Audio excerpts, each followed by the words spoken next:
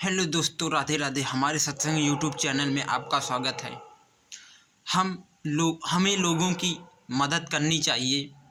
जैसे अगर लोगों को भोजन की आवश्यकता है, तो अगर हमारे पास भोजन अपने खाने से ज़्यादा है, अधिक है, तो हमें लोगों को देना चाहिए। हमें हमारी उससे हमारी मदद हो जाएगी और उससे हमारी मदद हो जाएगी और पुण्य भी हमारा हो जाएगा।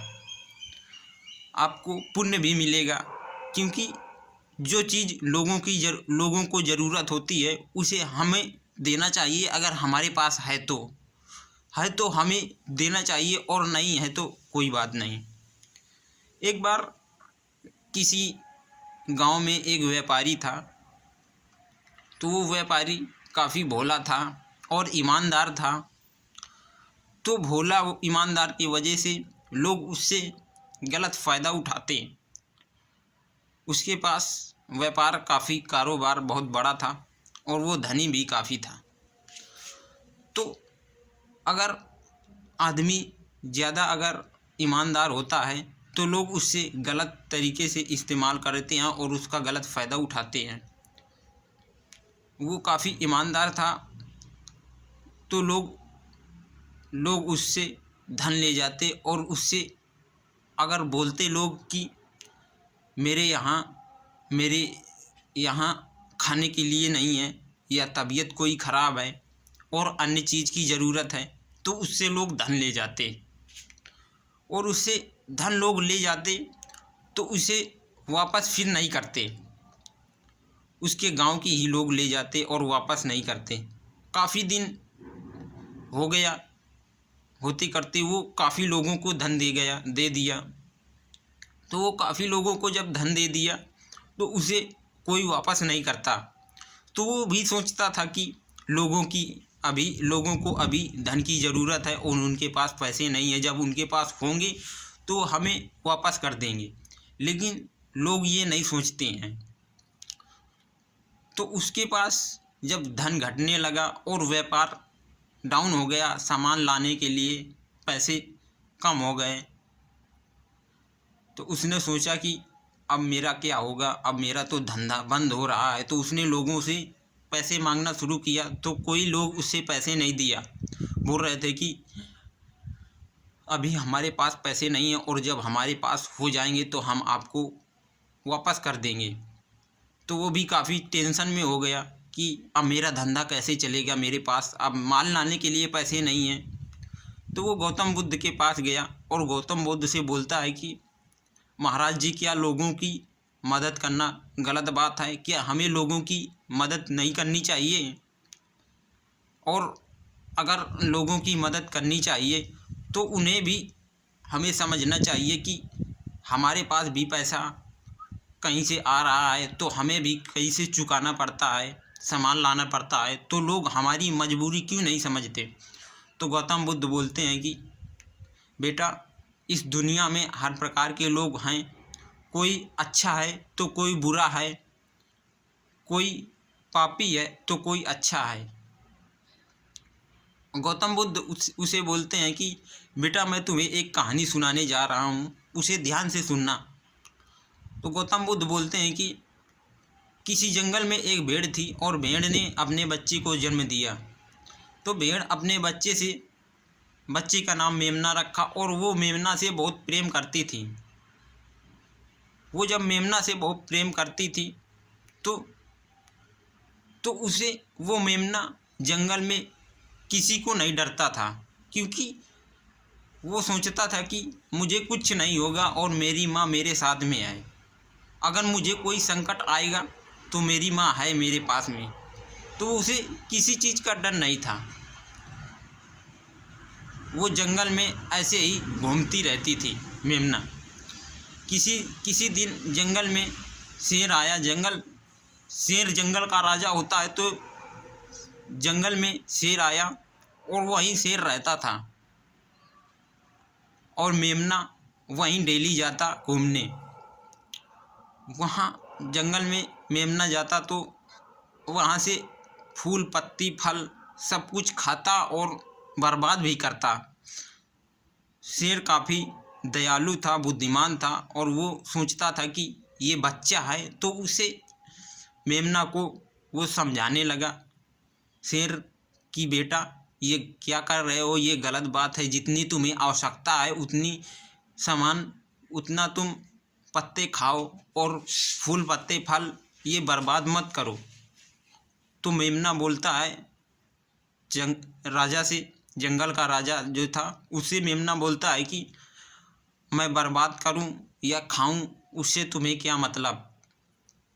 जंगल का राजा बोलता है कि बेटा ये गलत बात है, हम पेड़ों की सुरक्षा करते हैं और ये हमें फल फूल देते हैं और हमें छाया भी देते हैं। मेमना बोलता है कि तुम मुझे मत सिखाओ, मैं सब जानता हूँ। तो राजा साहब बोला कि अरे तुम ऐसा क्यों बोल रहे हो, ये तो गलत बात हुई। मेमना बोलता है कि तुम अपना काम करो, जाके मुझे अपना काम करने दो। तो जंगल का जो राजा था वो भी काफ़ी दयालु था। वो सोचता था कि ये अभी बच्चा है, अभी कुछ नहीं जानता। और वहाँ किसी झाड़ी से छुप करके एक लोमड़ी सुन रही थी। तो वो जब जाने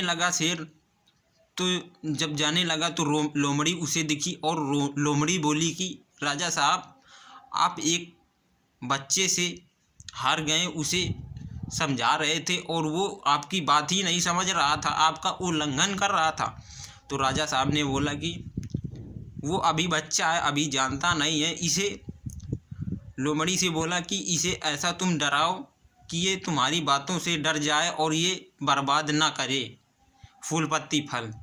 तो लोमड़ी बोली कि ठीक है राजा साहब आप रुकिए और मैं अभी जाती हूँ।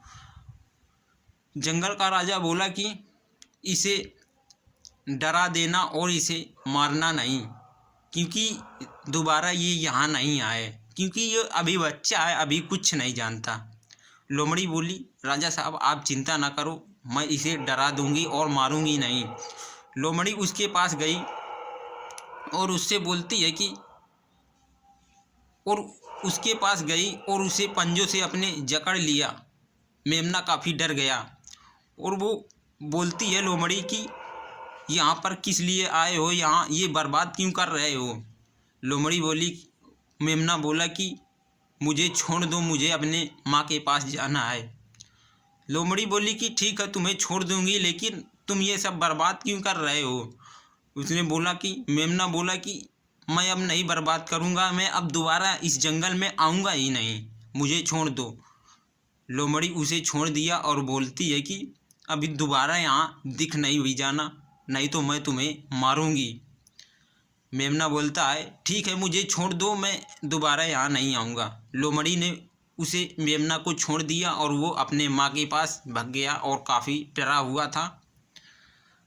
मेमना बोला कि माँ मुझे अब उस जंगल में नहीं जाना है, मुझे डर लग रहा है। लोमड़ी बोली कि महाराज जी आप भोले भाले थे तो इसीलिए आपकी बात वो नहीं मान रहा था, और मैं देखो उसे डरा दिया और वो भाग गया, अब वो दोबारा भी यहाँ नहीं आएगा। तो ऐसे भी कुछ लोग होते हैं, कुछ लोग भोले भाले होते हैं जिन लोगों को लोग पागल बना देते हैं, और कुछ लोग काफ़ी टाइट होते हैं जो लोग